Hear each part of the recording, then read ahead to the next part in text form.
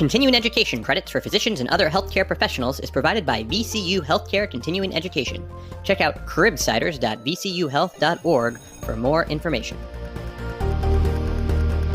The Cribsiders podcast is for entertainment, education, and informational purposes only. The views and statements expressed on this podcast are solely those of the host. Welcome back to the Cribsiders. I'm Justin Bird, joined tonight by Dr. Chris the True Chu and our producer, Dr. Steve Wilson, along with our showrunner, Dr. Sam Mazer. What a full house. Say hi, guys. What's up? Hey. How's everyone doing? Love the enthusiasm, boys. Our guest tonight is Dr. Michelle Starr, who is here to discuss hyponatremia. She's a recurrent guest. Unbelievably high-yield episode. Stick around.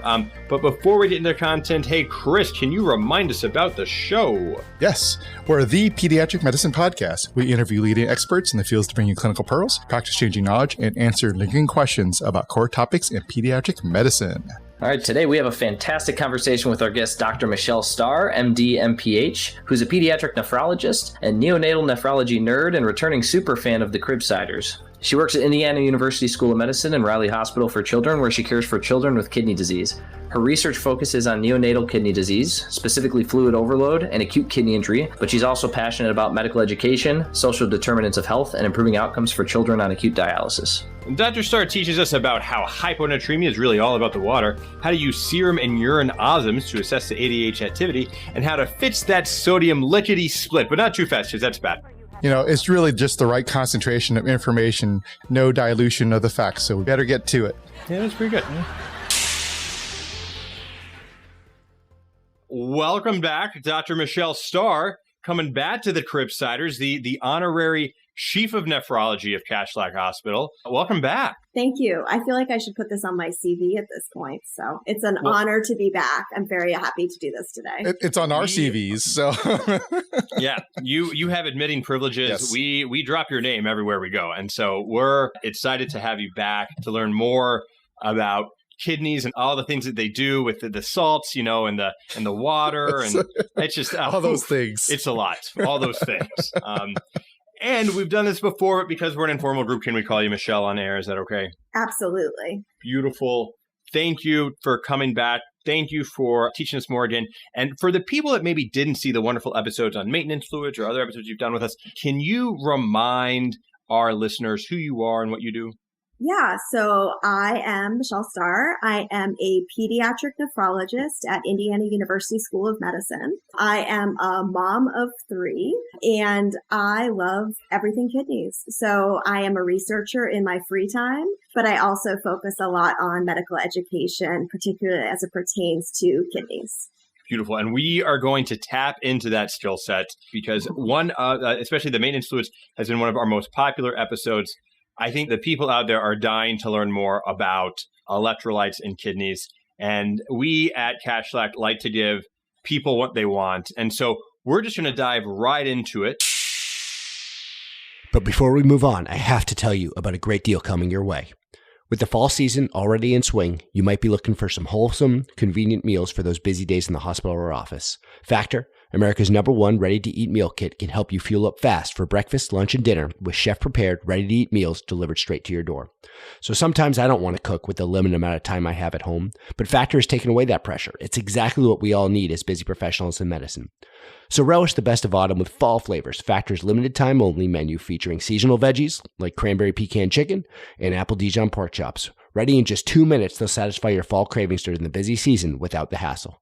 So this October, get Factor and enjoy eating well without the hassle. Simply choose your meals and enjoy fresh, flavor-packed meals delivered straight to your door.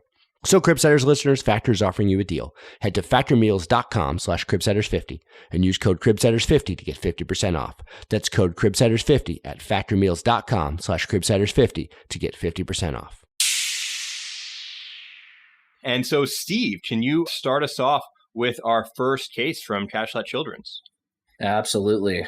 All right. So you're working overnight covering the general pediatric service at your local hospital when you receive a phone call from the emergency department about Jimmy Nephron, a previously healthy 3-month-old boy who they would like to admit for poor weight gain and further workup of failure to thrive. Upon reviewing his routine labs, you discover a sodium level of 122. You head to the ED to obtain further history. So, Michelle, my question for you is, when you're approaching an undifferentiated case of hyponatremia, what questions are you asking when you're taking your history? I think the first thing you need to do is take a step back and think about, why do we care about hyponatremia and why does it matter? Okay. So we measure sodium and we think about sodium because we care actually about tonicity. This is where people's eyes start to cross a little bit, but this is why we all took physiology, and it's really important to think about these concepts. Serum sodium is a marker of osmolality. And remember, osmolality is kind of all of your particles that are in your body and all of your serum.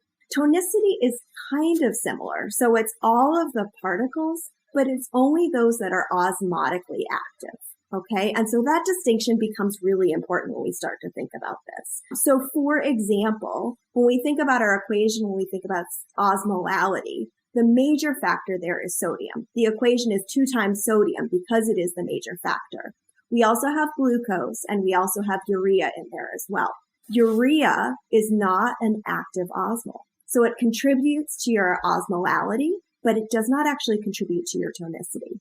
When you're worried about tonicity, we want to make sure that obviously everything's in balance, that we have this homeostasis and equilibrium. What are some of the reasons that this might get out of whack? Why would especially a 3-month-old in this case, have a condition where their tonicity is abnormal, and maybe why is that worrisome? Yeah, so this case is a really good kind of amalgamation of a lot of the things that we see. We'll go through kind of a step-by-step approach when we think about how I approach hyponatremia. And really, nephrology is all about having step-by-step approaches with branching diagrams. It's not actually that hard. It's just about having a process. But when I'm thinking about this patient and I'm walking down to the emergency department, there's kind of 2 pieces I want to put together. Okay. The first is to figure out acute versus chronic. And that kind of changes the way that I'm approaching this patient. So I want to know a little bit about their past medical history, their birth history. Is this a child who is chronically ill, that has been on multiple medications, has been admitted to the hospital? Or is this a patient who was well until earlier today? And that's going to help us kind of frame out some of our potential causes. And then, common things being common, I'm going to want to know a little bit about kind of the acute medical history or the history of present illness. So has this child been vomiting? Have they had decreased intake? Is there something else that's changed over the past couple of days to hours even that may have preceded his presentation? Excellent. And for our child, let's say that as far as he was born relatively healthy, that this is the first time it was really a workup because of a failure to thrive and poor weight gain, but otherwise seemingly healthy, no major issues. What are the kind of things that are coming up in your head as possible causes of hyponatremia? So common things being common, I'm thinking about dehydration. Dehydration can be a common cause of hyponatremia. We'll talk a little bit later about volume status and how that kind of plays into how we think about hyponatremia. But that's one of the major kind of things on my potential hit list. The other thing I often think about, particularly in babies who are not in control of what is going into them, is formula mixing. So in a baby this age, when I am worried about a dysnatremia, either hyponatremia or hypernatremia, I'm usually quite worried about what they are taking in because that's not usually something that's in their control, and they don't have the ability to they may sense their thirst, but they can't control their osmolality or their tonicity with kind of a normal response, which might be drinking more water or drinking less water. The question that I had is, aside from, sort of acuity and past medical history, while you're walking down to the emergency department, are there any other things that are on your mind in terms of red flags that you want to make sure that you hit every time you take a history of a patient that comes in with hyponatremia? So some of this will depend on where we're at in kind of thinking about our branching causes of hyponatremia. And some of that we'll get to in a little bit. But as I differentiate between ADH dependent and ADH independent when I think about causes of hyponatremia. But when I'm walking down to the emergency department, the 2 things probably closest in my mind are, do I believe the sodium is real? Which is, I think, the most important thing whenever you get a lab. Well, not the most important thing, but it's pretty high up there, is, do I believe this? Is this a true value? And then, is this child symptomatic? So we need to think about symptoms because that's going to change the urgency and the kind of magnitude of our response at this time. And, for Sam, what are some of the symptoms of hyponatremia? So we're just on a podcast right now, and I think Justin's pimping me. But I think I'm going to defer this one to Michelle, the expert, and see what she has to say. I'm in for her to explain to Sam. Explain to you, man. But the joke works in a lot of ways, so I'm fine with that interpretation as well. So I think mostly about irritability and neurologic changes. The big one we worry about is seizures, particularly if this is an acute change.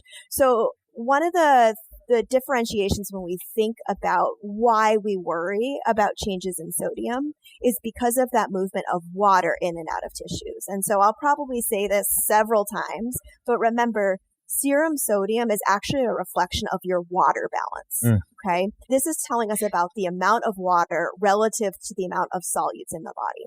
And so when we think about acute versus chronic changes, it also tells us how long the cells in the body have gotten used to this change. And if it's very acute, the likelihood that a child is going to be symptomatic from acute hyponatremia is much higher.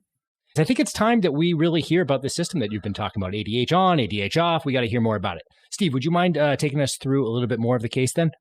Absolutely. So in discussing with parents, you learn that the patient was born at term, 38 weeks, via spontaneous vaginal delivery, and that mom received normal prenatal care without any complications during pregnancy or delivery. When you ask the parents about the patient's feeding regimen, they tell you that he's formula fed. And then on further history, you find that due to financial constraints, the parents have been diluting the formula with excessive amounts of water in an effort to make their supply last longer. So Michelle, what's your general workup, or in other words, what's your general lab approach to hyponatremia? I think, a lot of us when we were in medical school, we learned sort of this classical hyponatremia algorithm where it was, get the serum in urine osms, evaluate volume status, and then see which bucket you fall under. But it sounds like you have a sort of a different approach in determining whether or not that patient's ADH is sort of on versus off, so to speak. Can you explain that a little bit more? Yeah, absolutely. So before we even get there, the first thing we need to do is determine whether this is true hyponatremia or just a hyponatremia that we're seeing for some other reason. Those are often referred to as pseudo hyponatremias, but I think it's important to think about those and how we differentiate. So I think I said before, the first thing I would do is repeat the serum sodium. When I have them repeat that lab, I'm also going to have them get me a serum osms as well. And so what that will allow us to do is kind of validate our assumption that the sodium is actually moving in the same direction as the osmolality and the tonicity. One question. So when you're repeating it with an osm, now my lab does this weird thing where it does this calculated osm that comes with the lab. Can I not use that, or do I really have to check it specifically? I'm so glad you asked that question. So you should calculate it, but you should also measure it, because those things matter and those differences matter when we think about the definition of tonicity, which is things that are osmotically active in the serum. So the kind of 3 buckets we need to put kids into is based on their serum osms. And we'll pretend that Kashlak has a lab that gets us our serum osms back very, very quickly, because that is every nephrologist's dream. So the first thing that we really need to look at is what our osms are. So the first bucket of patients I think are the easiest to think about are those with a normal serum osm. So a normal measured serum osm is somewhere around 285, okay? And if you have a patient who has a normal osm and a low serum sodium, what you're seeing is not actually low serum sodium. You're actually seeing a lab problem. So what the problem is there is that the machines measure in sodium per plasma volume, but then they report it out as sodium per plasma water. And there's an assumption that plasma water and plasma volume are in kind of a normal equilibrium, okay? And there are some patients where that assumption is not true. And so I think this is a great, huge pearl already that, as you mentioned, the sodium is really just a proxy for the osms. And so if you're seeing hyponatremia, check the osms to see, is this really a tonicity problem? And then we see if the osmolality is normal. And if so, we start thinking about these pseudo hyponatremias. Just so we were saying that there's these false and true hyponatremias based on the osms. And I know that some of the false hyponatremias, I know terms like people say pseudo hyponatremia, and I've also heard like fictitious hyponatremia. Could you at least go through that a little bit? Because then I think that might help everyone understand what's going on. What do you call it when the nurse draws off the IV line? Nephrologist mad at it. So, some of this is just terminology, right? So I have heard factitious and pseudohyponatremia used in exchange. Some of the things that cause this are basically things that cause too much solute in the body. So things like hyperlipidemia. The other one we see it a lot in is kids who have too much protein in their body. So this is less common in pediatrics than adults. Adults get like some of these other conditions. Kids, really the only condition we see it or I see it in is IVIG administration. But those patients can have artificially lowered serum sodium. And it's not that they are hyponatremic. It's truly a lab error. The other kind of non-true hypernatremia, which I think we should just briefly touch on, is those with an elevated serum osms. Okay, so those patients with elevated serum osms are slightly different. They have hypertonic hyponatremia, and that is because they have other osmotically active factors that are actually driving water out into the plasma volume. So they are truly hyponatremic, but it is because of something else, not because of the amount of water in their body. This is like when you go back to the BMP and realize the glucose is 400. Is that right? Yes. Yeah. So this is a patient that has a glucose of 400. This is a patient that got mannitol or radio contrast. Usually these things are pretty evident from the history and usually sort themselves out pretty quickly.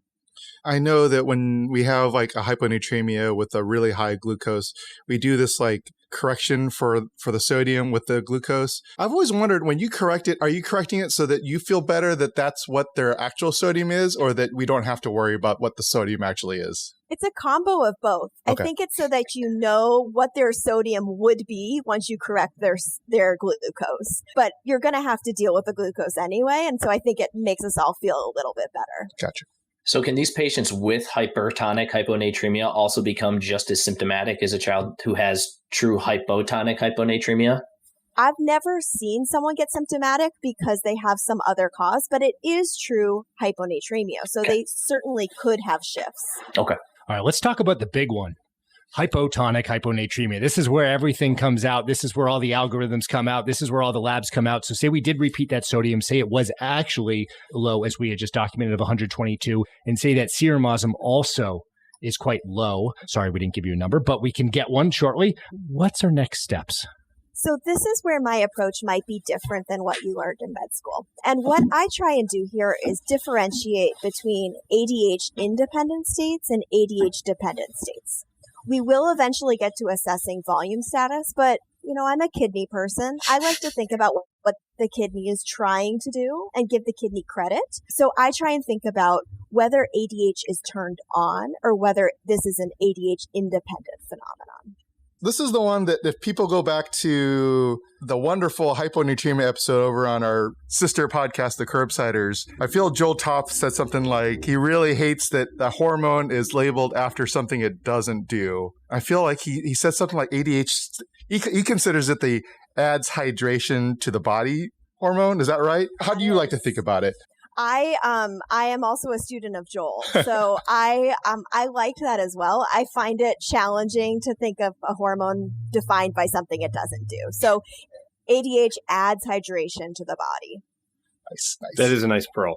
So what we need to think about here is what the ADH is trying to do. So ADH adds hydration to the body. So if we have a urine osm, that is telling us what the ADH is trying to do. So a low urine osm tells us that this is an ADH independent state. So ADH is not turned on. If we have a high urine osms, that's telling us that the ADH is turned on. So this is an ADH dependent state. When we start thinking about ADH dependent causes of hyponatremia, we'll start to think about whether it's appropriate or inappropriate and think about volume status. But that's kind of the first distinction I make. Now, You don't even need a urine osm here. So you actually can get a lot of this information just with the urine specific gravity, because that's going to tell you a lot in terms of kind of what is going in terms of the concentration abilities of the kidney. And so, Michelle, just because for our listeners, I try to make it as clear and obvious as possible. So what are our cutoffs for ADH? So say we get a urine osm, what do you think is a cutoff for a high and a low? And say a spec grav, what do you think is a cutoff for a high and low? So with ADH independent, my usual cutoff is a urine osm less than about 200.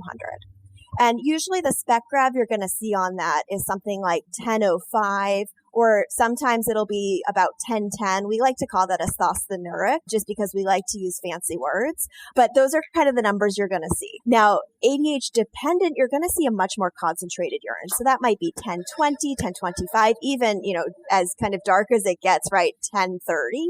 And you're usually going to see an ADH that is above 250, depending on the severity and how long this is going on. Sometimes you're seeing 400, 500, up to 800, but you're going to see a higher number there. Awesome. Thank you. All right. Sorry. Didn't mean to interrupt. You may please continue. So once you've kind of made that distinction, you just have to think a little bit about what the kidneys are trying to do and whether they're being successful. Okay. We got to give kidneys credit. They're pretty smart. And sometimes they're trying really, really hard to return to homeostasis and they just can't do it. And maybe even to take a step back even more. So can you walk us through the urine osm you mentioned being low as having an ADH off? And with a low urine osm, it means you're having low tonicity or low osms in there. And so you're kind of peeing out extra free water. Is that right? And so if the body is trying to conserve free water, you wouldn't expect that. Is that the right way to think of it as far as the urine osms and whether you're peeing out water or not? Yeah. So, I think that's a really great way of thinking about it. I even try and simplify it even more. So when we think about hyponatremia, it's just too much water in the body. Okay. And everything is a balance in nephrology, right? In and out. So when you have too much water in the body, it's for really one of three reasons, right? You either have too much water in, you can't get your water out because your kidneys aren't working, or you have normal water balance and your ADH is out of whack. Those are really the three situations you have. It's not that complicated. And so really when you have a very low specific gravity, most of the time your kidneys are trying really hard to get rid of the amount of excess water in the body, and they just can't do it for a couple of different reasons. So in this case, you've talked a lot about ADH and ADH-mediated disease. We're definitely going to talk about, hey, what drives ADH? Why should ADH be on? Why should ADH be off? I think we're going to get into that in a second. Just before we do that, I was wondering, lots of other people tend to send urine sodium with that right off the bat. So say we got a urine test, we got urine sodium. But first, I know this is a double question, so I apologize. But are there any other urine tests that you'll send right off the bat with that? And if not, it includes urine, would you mind explaining a little bit about the urine sodium? And then we can get into what it's like to do ADH. Yeah. So, I think that, first of all, there aren't any other big tests that I will send right off the bat, unless there's something that is screaming at me from the. When we talk about ADH dependent, sometimes depending on the patient's history, I'll send thyroid, I'll send cortisol just to get those cooking. But those really are very history dependent and really when I'm thinking about more ADH dependent causes of hyponatremia. When we think about ADH independent causes of hyponatremia, there's a couple things that are usually on my list. So this is a patient that has true hyponatremia. So a low serum osms, hyponatremia, so a low serum sodium, and then a low urine osms as well. So this is where the history can be really helpful. One of the most common causes here is primary polydipsia. So these patients are just drinking lots and lots of water. We see this in several different clinical situations, but basically the kidney is trying really hard to excrete everything and just cannot keep up with the amount of water that a patient is taking in. The other two I always think about because I'm a nephrologist is something that the adults call tea and toast. There's also this kind of beer potomania, which is basically where you have low osmotic load. I refer to this as the toddler diet because you can also see this in kids, even though it is much less common. So just to take a step back and think about what the role of the kidney is. The kidney has to do a lot of things, but one of the things it has to do is get rid of your daily solute load. And your daily solute load has to do with what you're taking in your diet. And it depends a lot about the type of foods that you're eating. So carbs are basically water and CO2. So they don't contribute very much to your solute load. So if you have a patient that is eating just carbs, like my son, they don't have much of an osmotic load. And they are not going to need to get rid of much of one during 24 hours. And that has implications when we think about the amount of urine output that they can drive. So actually my kids who really like ramen with a big MSG packet, it's actually a smart thing for us to do. Is that correct? Because it adds the osmotic load so that they can actually pee off enough fluid from all that ramen that's actually just water. So, this gets a little bit in the weeds a little bit fast, but if you think about it, your usual solute load depends on your weight. So, normal kind of diet, you're taking in about 10 milliosms per day. So say you have like a 20 kilo kid, that's about 200 milliosms of solute they have to get rid of. Now, based on the minimum and the maximum concentrating ability of the kidney, that means that their urine output can range between 4 liters if it's maximally dilute, or about 170, 180, depending on how you do the math, of concentrated urine. Which means as long as they take in between those two amounts, they're going to be able to keep themselves in balance. But if they drink more than 4 liters, they're going to get hyponatremia. If a kid has a lower solute load, right, they eat just chicken nuggets and carbohydrates all day, they're not going to be able to take in more than about a liter or a liter and a half before they're going to get progressively hyponatremic. So it's important when we're thinking about these patients with hyponatremia to take a good diet history and think about what their solute load is and whether that's actually contributing as well. So what are some other items on the list of your differential for ADH-independent causes of hyponatremia? So really, the big one that we think about that I think is probably the most fitting in this case is just too much water. It fits with our history really nicely that this is a baby who is probably just getting more water than they are able to excrete because of inappropriate formula mixing. And maybe while we're, I think we have, like you say, a good sense of what this case is. We've confirmed the low serum osmolality. We don't even need a urinosm. Before we do give you the urinosm, because we did it, because we're on the ED, we got time, we can order it. In a general patient that has ADH independent, or can you just talk about what are the other ADH independent causes of hyponatremia while we kind of wrap up this case? Yeah, so really these are the things that just cause too much water in and not enough water out. So patients who are just drinking more water than their bodies and their kidneys are able to get rid of in a day are going to develop hyponatremia. So this includes patients who just drink too much water. So what was formerly known as psychogenic polydipsia, but is now known primary polydipsia. The other one I always think about is renal failure. So all of our patients with either advanced CKD that are unable to pee a normal amount, or those with end-stage kidney disease who are on dialysis will develop hyponatremia as well because they are unable to get rid of the amount of water they are taking in. If you were to just check the serum sodiums of all of our dialysis patients at Cash Lab, they're all going to be mid-low 130s just because they have more water in their body than salt. Beautiful. And so for our case, we know he has more water than salt because he's drinking dilute milk. We have a sense that this is going to be ADH independent because we do not need to add hydration. Steve, can you tell us what the lab results turned out to be? Absolutely. So we have the emergency department send us a serum osm, a urinosm, and a urine sodium, and they come back an hour later showing a serum osm of 265, a urine osm of 120, and a urine sodium of 13. That pretty much says it all. So, all of those labs really fit nicely in the algorithm. This is a baby who has ADH independent causes of their true hyponatremia. That helps us know exactly what caused it, but it also lets us know how we can fix it. And as we start to correct the sodium in this is a baby that I'm not as worried about my rate of correction because I don't actually have to worry about ADH being a factor or a mitigating factor in my sodium rise. And so let's talk about treatment. We have them on our service. How do we treat? How frequently do we need to monitor the sodiums? What's this child's hospital course going to look like?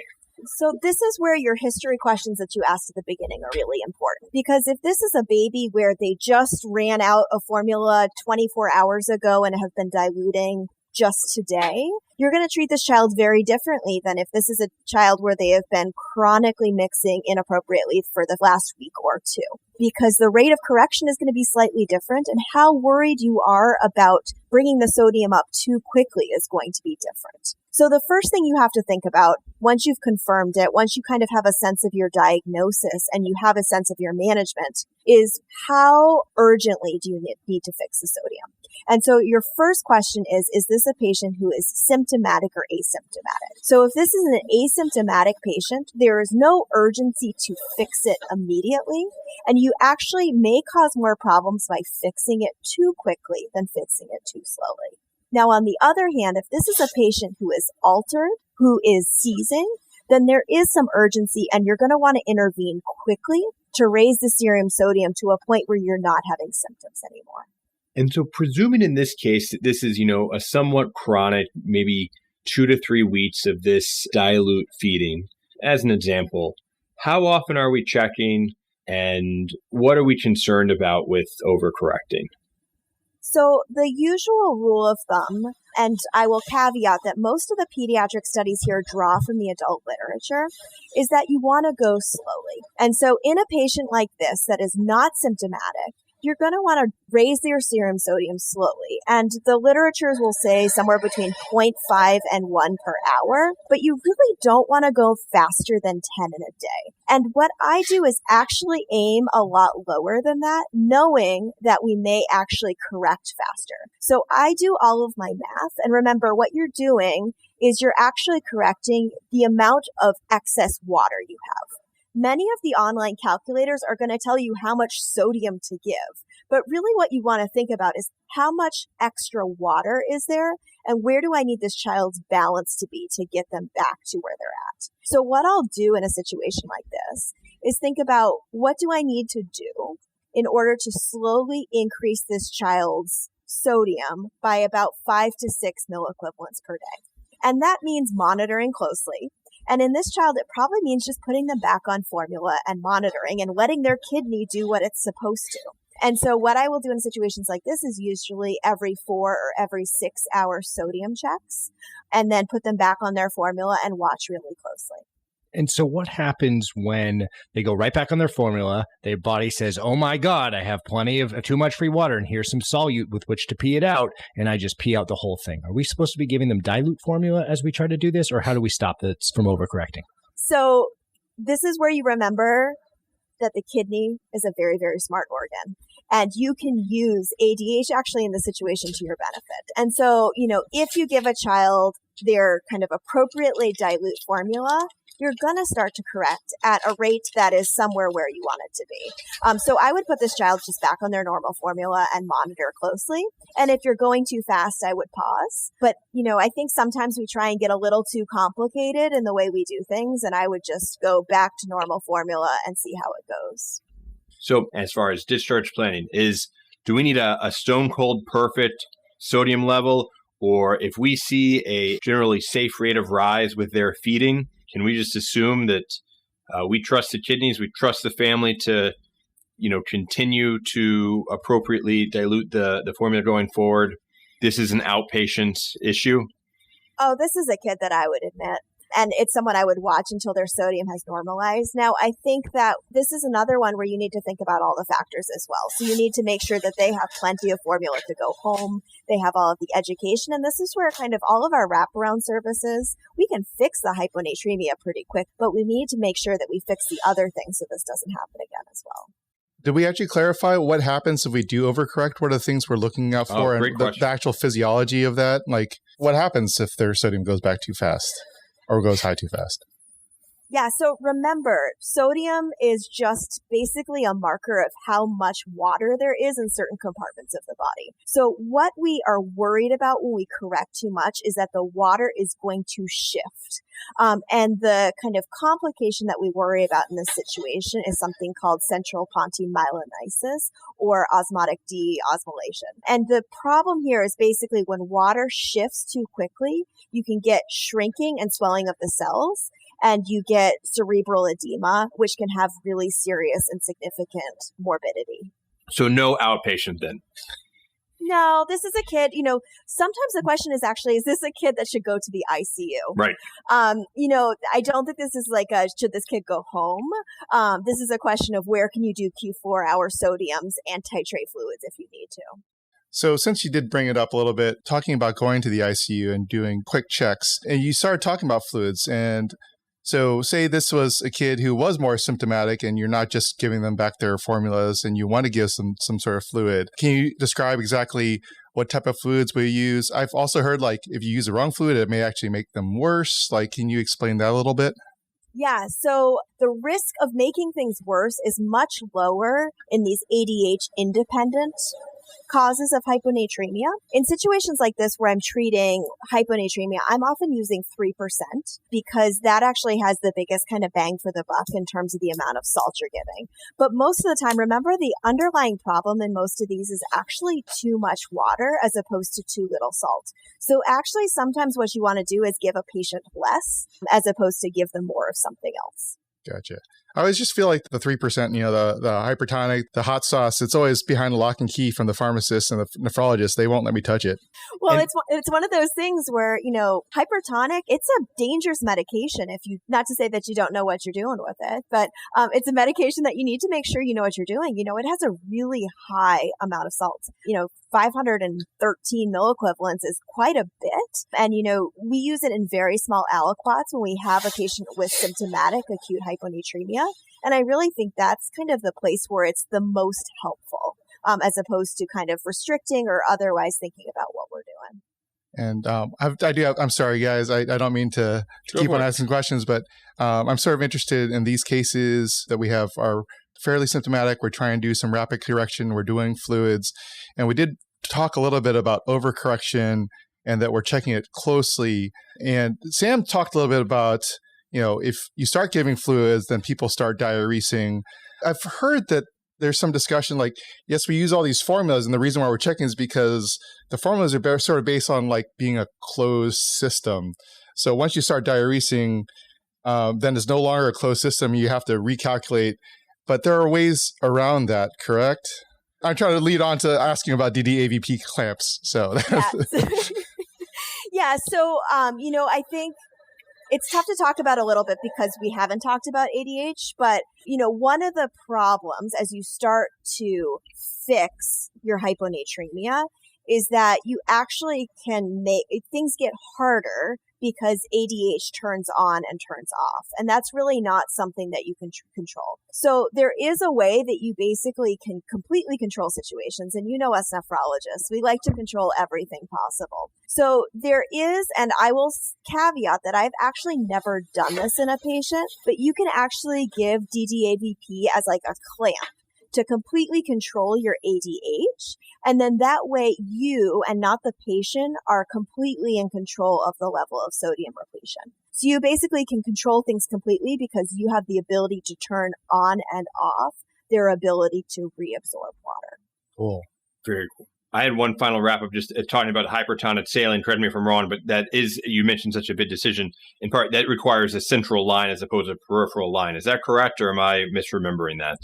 So I believe in emergent situations, you can give 3% peripherally in a very small dose. So, in these situations, what you're really trying to do is just raise the serum sodium enough that you stop the symptoms. And so really that number is somewhere between 3 and 5 milliequivalents. And you can get there with a pretty small dose. So we're not talking about long-term infusion, which you certainly would want central access for. But emergently in the emergency department, when you have a seizing child, it's something that you can push through a peripheral. This is great. I'm very glad I'm glad I asked. Great. Team, any other questions about our ADH independent cause of hyponatremia case, or should we move on for our next patient who's been patiently waiting? Yeah, let's move on. Let's do it. All right, Steve, hit us. All right, let's talk about our second case here. So we have Morton Henley. This is a 5-year-old girl who presents with 3 days of cough, fever, and progressive shortness of breath. Vital signs reveal hypoxemia necessitating supplemental FiO2. Her chest X-ray reveals a left lower lobe consolidation thought to be indicative of community-acquired pneumonia, and she's therefore started on ampicillin for treatment. Routine labs obtained in the emergency department reveal a sodium level of 128. You decide to further work up her hyponatremia, and labs show serum osmolality of 267, a urine osmolality of 400, and a urine sodium of 49. So Michelle, based on these labs, can you walk us through sort of the ADH-dependent causes of hyponatremia? Yeah, so just to kind of review and kind of recap where we're at, remember, the first thing what we're going to do is decide whether this is true hyponatremia or not. So this kind of passes that first test, right? We have hypoosmolar hyponatremia.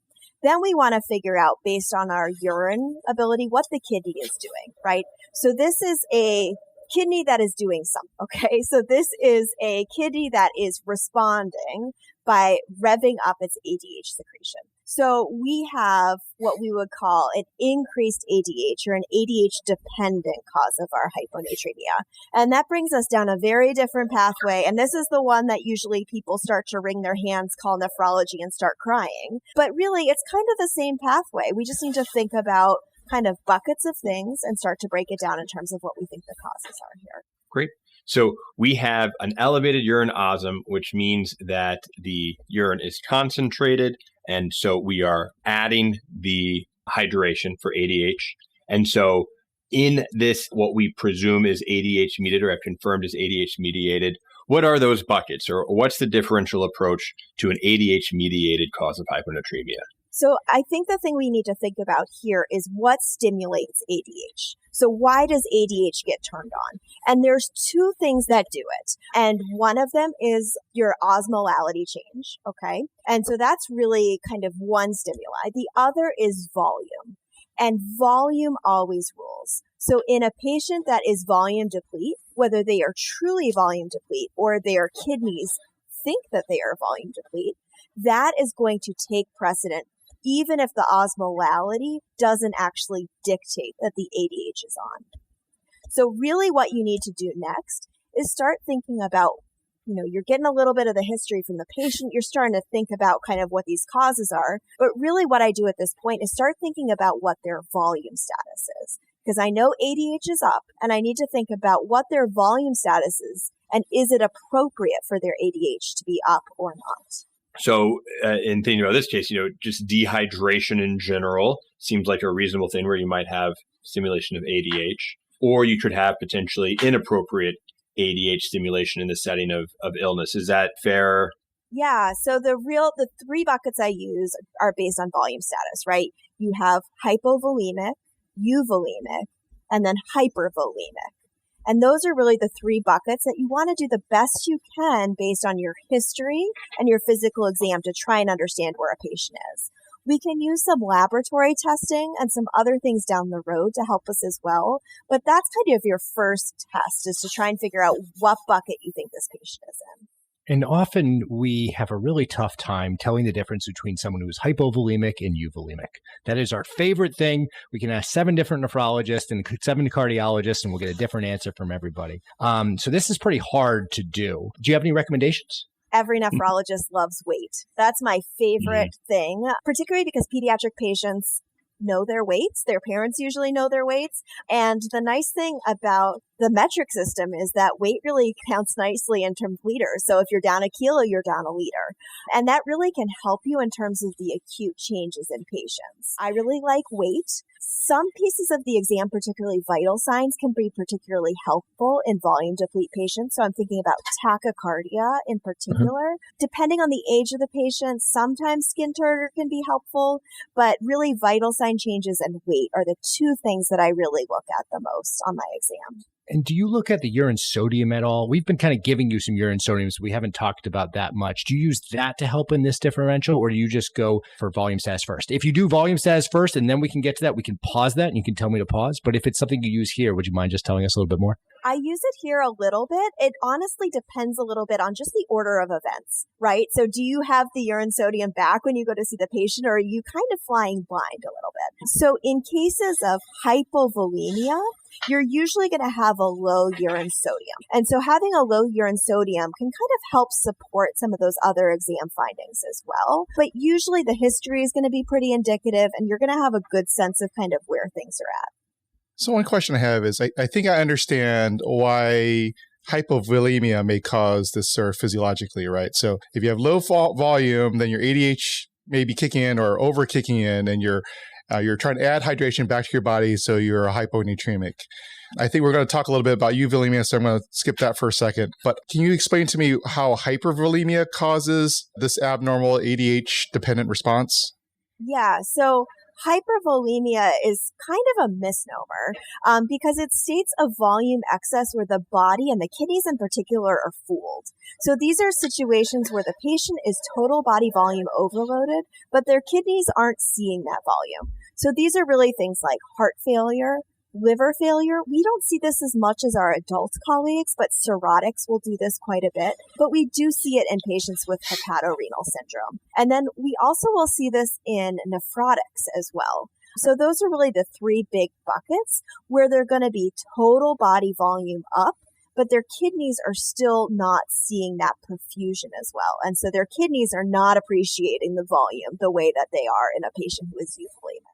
So let's say we think this patient's euvolemic right now, which is a really, really hard thing to say. But let's give you that this patient is euvolemic. What's your next step?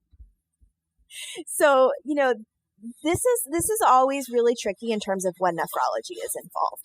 So the big bucket here in terms of euvolemic hyponatremia is SIADH, right? Everyone is always worried about SIADH. Now, the other thing that often helps is that people usually think these patients are dehydrated or volume down, and they often will get a bolus of fluid and their serum sodium goes down more. And so that can sometimes help us just as much, because if you are trying to fix a patient that you think is hypovolemic and your serum sodium does not get better, you're actually getting a decent clue that the ADH may not actually be appropriate. It might actually be inappropriate. So SIADH is the big one I think about here, because SIADH is actually really common in pediatric patients, and particularly in pediatric hospitalized patients when we talk about some of the causes. The other two things that are always on the back of my mind are adrenal insufficiency.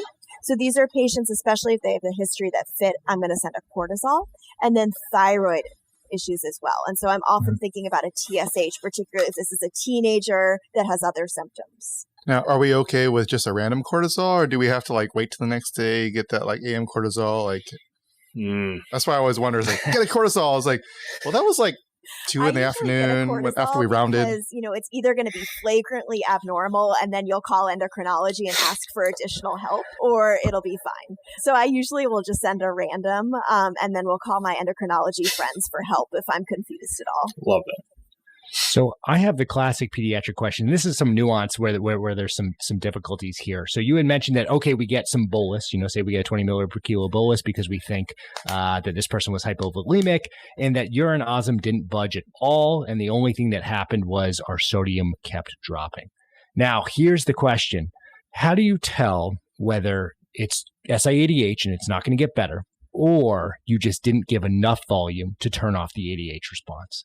The same way that we ask ourselves for some of our breathing kids for asthma, for example, did I give them beta agonists and do I give them a whole hour of continuous beta agonists because it didn't work? Or do I just give them the one beta agonist and it's, it didn't work, so it's not asthma? So how do I tell whether I should give more? My real problem wasn't that I was SIADH. My problem was I just didn't give enough. So usually in kids that are that volume deplete, it's going to be a little bit more clinically apparent, right? So, these hypovolemic kids have either massive GI losses or they're on diuretic. These are usually not subtle in terms of the degree of volume depletion. And if they are kind of a subtle volume depletion, then 1 20 per kilo bolus is going to be enough to correct them to the point where you're going to see that ADH change. So usually my rule of thumb is that you should see some improvement in your serum sodium. The asterisk is depending what fluid you give, right? If you're giving, a fluid that has a higher amount of water as opposed to salt in it, you could see worsening. But if you're giving normal saline and a patient is volume deplete, you should start to see improvement in your serum sodium. And this is reassuring in that it sounds like one of the best physical exams to determine if someone's hypovolemia versus euvolemia is to give them a bolus and then follow up the sodium. What risk is that? Can you give us assurance that if I feel like it's like house. Let's just treat them and see what happens. But I think that is very reassuring. And as someone, who I feel like a lot of times you might not see hyponatremia and then all of a sudden it does. And you're like, this is something I should feel very comfortable treating. This is bread and butter pediatrics. I haven't seen it in a little bit. You give the bolus, the sodium goes down a little bit. Can we get some reassurance, from Dr. Starr that this is okay? This is kind of the traditional thing. Or can you give us some caution of why it can be dangerous to rely on giving a bolus and how shooting someone's sodium down in the setting of SIADH, how worrisome is that? So it's a great question. So this kind of gets back to what we've talked about before about fluids being a drug, right? So this is why you don't just give fluids and then not ever check a BNP again, right? So this is why you need to keep an eye on the serum sodium. Hyponatremia is the most common electrolyte abnormality in hospitalized children. And it's why we have the fluid recommendations from the AAP that we have. So you really need to be thoughtful about it. If you're giving a bolus for a patient that you think is hypovolemic that has low serum sodium, you got to follow it up and make sure it responded the way you think it is going to. Now, I will reassure you, you're not going to see a dramatic decrease in your serum sodium with 1 or 2 boluses. This is something that's going to be subtle if it is a patient that is euvolemic and has hyponatremia in the setting of inappropriate ADH. I feel very reassured. I appreciate that. And in this patient, let's say, again, we're feeling confident that they're euvolemic. They are acutely ill with pneumonia. We might be thinking, okay, I'm thinking SIADH, that's the presumptive diagnosis. What's our game plan for this person's monitoring? How frequently are we checking their labs? Yeah, so, I think one of the things before we talk about that is just to quickly review some of the things that can induce inappropriate ADH, okay? Great. So, like I said, SIADH is actually pretty common in hospitalized children. And that's because a lot of the reasons that kids get hospitalized are actually ADH triggers. So this child has a respiratory illness. Basically, anything that causes a respiratory illness is a trigger of ADH. And this is all inappropriate, right? This isn't something that should be happening either based on the osmolality or based on the volume status of the patient. Positive pressure ventilation, asthma, pneumonia are all big stimuli of ADH, okay? Other things as well, so surgery, pain, emesis, anxiety. Tell me if you ever have a hospitalized patient who has one of those, are all also triggers as well. So there's a lot of things that bring patients into the hospital, make them NPO to the point where they might need fluids, or bring them to a point where you might check a serum sodium that will make them at higher risk of having SIADH. So in addition to some of those kind of medical conditions, there's also medications that can cause ADH as well. The big one, the big category I think about is SSRIs. Not a lot of our patients are on those, but SSRIs certainly can cause those. Some seizure medications as well. And then, HIV medications are one that we don't run into very much, but I know from talking to the adult folks that is a pretty common cause in patients who are on HIV medications. So you got to think about meds. And then the other thing that you just need to keep in the back of your head is that there are more dangerous causes of SIADH, right? These are all pretty transient things. That you treat the pneumonia on this child, things will get better. You treat the pain or the vomiting, things will get better. But CNS lesions can also cause this as well. So it's always worth keeping that in the back of your head. If this is not something that is getting better as you treat the underlying cause, you may need to go looking a little bit further. I mean, this is perfect to talk about treatment. So let's kind of get into that. Justin had asked about lab monitoring, and lab monitoring for what? What are we doing for treating? So how do you think we're going to get this patient better? So this is a patient where we may just need to be patient and we may just need to be slow and think about treating their underlying disease, knowing that we want their ADH stimuli, which is inappropriate, to slowly get better. So this is a patient when we think about what is causing their hyponatremia, they just have too much water compared to everything else in their body. And so what we want to do is slowly over time decrease the amount of free water. And that just means giving them less fluid in than they are putting out. And the easiest way to do that is to fluid restrict patients. I mean, it's easy for me to say that it's the easiest thing because patients don't love it very much. But if you have less going into a patient than is coming out, then they will slowly get themselves back into balance. Can I ask, this a question that I've never really thought of until having this discussion is there any sense of just tolerating hyponatremia in the setting of acute illness? Like, why are we even trying to correct when we assume that eventually the illness will recover, the kidneys will go back to homeostasis? They're not acutely symptomatic. So long as it's not worsening, why not just let it ride? Why are we even, restricting these patients? Is there any? I think it's a really good question. So the question is, what are we worried about? And so in these patients, I actually will tolerate slightly lower serum sodiums.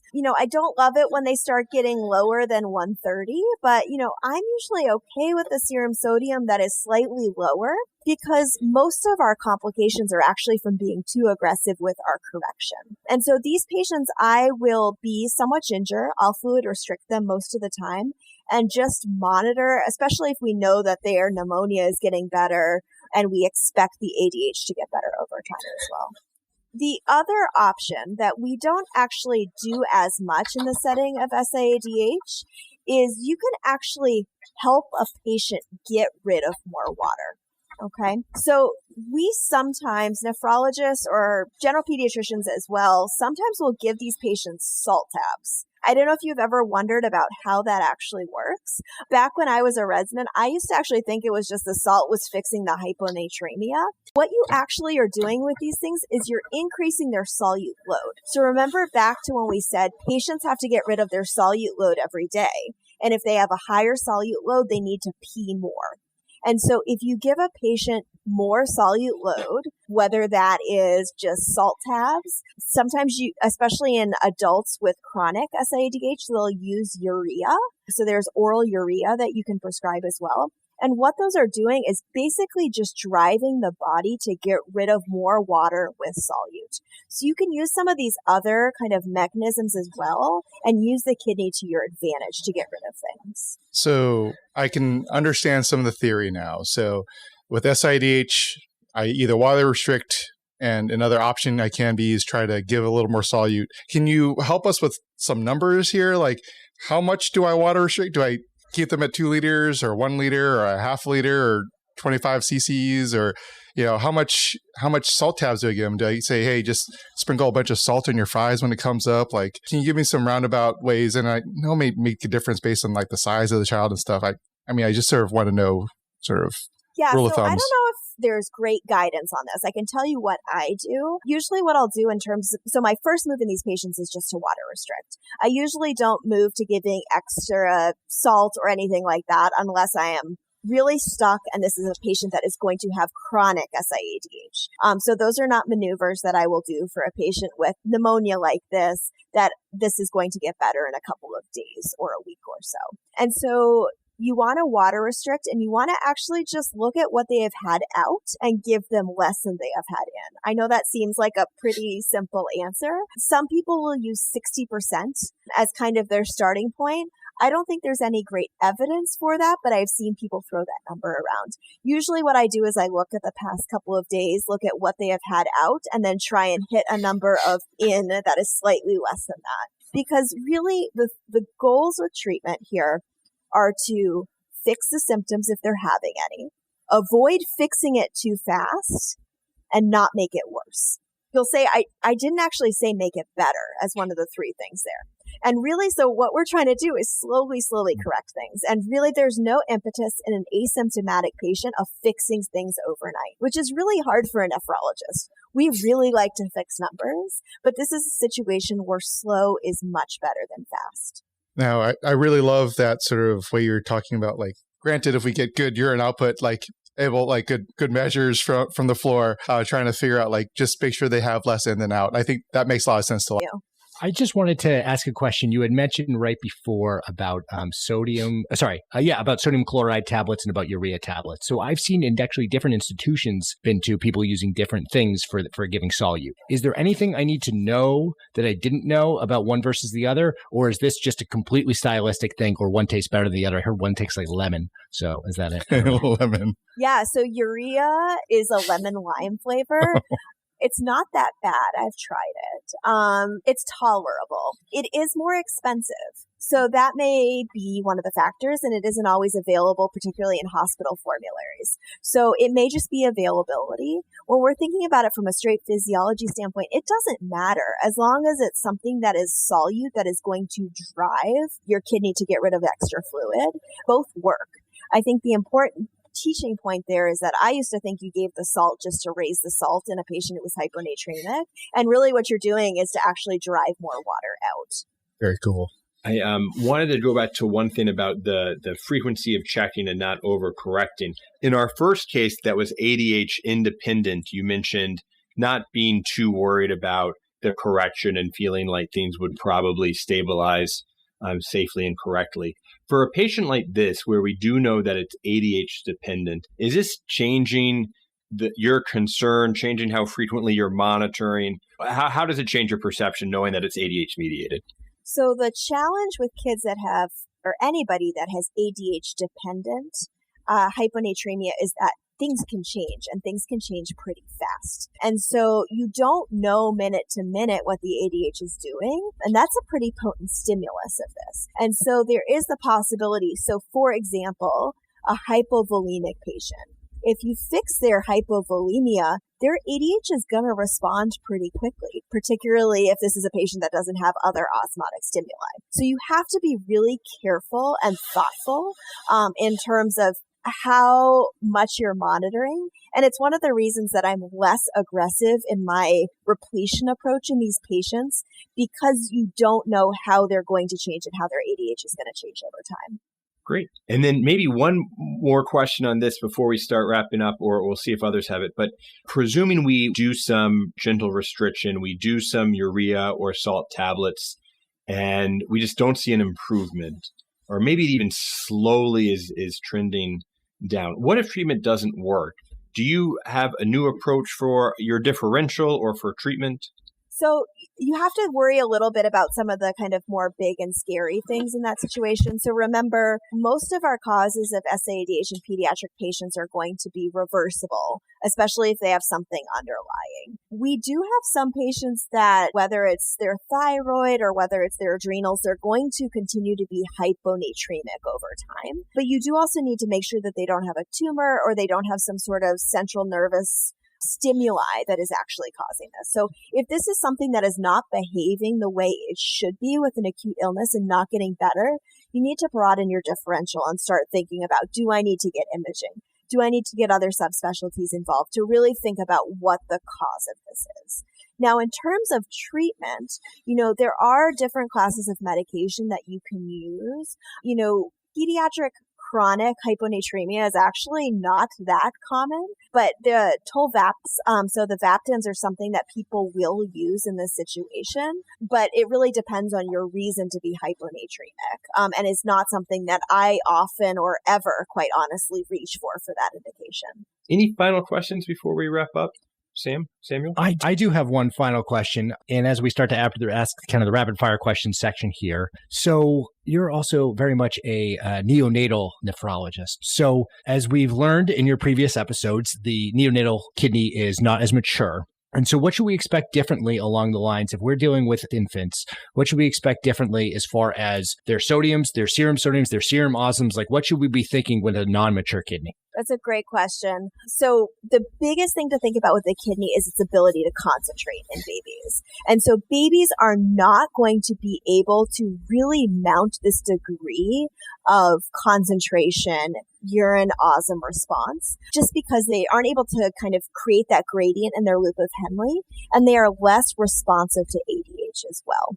Now, in babies, we tend not to see these kind of ADH-dependent causes of hyponatremia as much, and we're more likely to see ADH-independent causes, particularly like our first case where they're just getting too much water in, but they are not able to really concentrate their urine as much. So our normal ranges are going to be much lower in terms of our urine osms and their ability to concentrate in terms of their response to ADH. Awesome. And do you have a, we just talked about roughly 200 is less, versus 250 is more, that 200 to 250 seems like this, the middle ground, but that we don't really know. But do you have numbers specifically that we can take when we think of a neonate, or how old they should be and what numbers should be?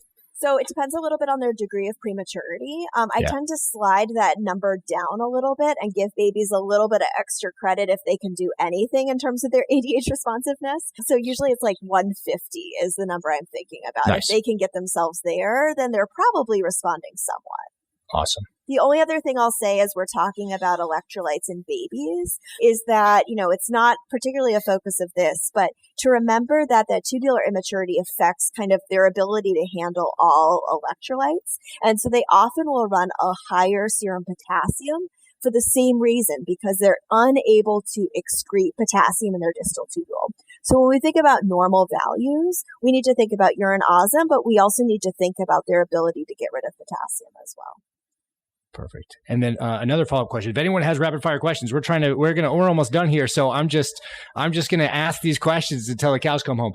So the urine sodium, we talked a little bit about the urine sodium being able to, that, hey, if it's really, really low, maybe this is hypovolemia. But obviously, we can do two things. We can do our classic physical exam, Justin, where we give them a bolus of fluids and see if they were hypovolemic, which I love, by the way. I'm just going to throw that out there. Great movie. Yeah, exactly. Or the second thing, of course, is we have a history, right? We're like, all right, you've been puking for like 17 days. I know that you're probably hypovolemic. Is there anything that we actually need the urine sodium for? Or is this thing just something that could be helpful, but honestly is not really going to change our management? I think it's that. I mean, I honestly don't. Most often I'm relying on my urine osms and everything else, and urine sodium is often confirming what I think it is. The only time it really is helpful is when it's SAADH, but I'm not convinced, and it sometimes can help me feel more confident in my diagnosis if it's elevated. And that's if it's like super high. Is that what you're saying? Yeah. Yeah. Because I'm just looking for validation. Thank you very much. So the only test that I happen to order also is a serum osm and a urine osm, and so this makes me feel like I can still be a doctor today. So thank you. Along those same lines, Michelle, if you are getting a urine sodium and a urine osm and they're discordant, are you just relying on the urine osm at that point? I usually am. I feel like that's a better marker when I think about ADH. And there's so many things that can affect the urine sodium. I just find it a little bit more of an accurate measure. Nice. These are great pearls. I know. I'm sorry to put them in the end, everybody. Hopefully you're all still listening. We'll just tell people to listen to the episode in reverse. Like Memento. Or the Seinfeld episode. Yeah, throwback. Michelle, it's every time you're on, it's so amazing. Honestly, it's just fantastic every time you're on. Thanks, guys. It's always so much fun.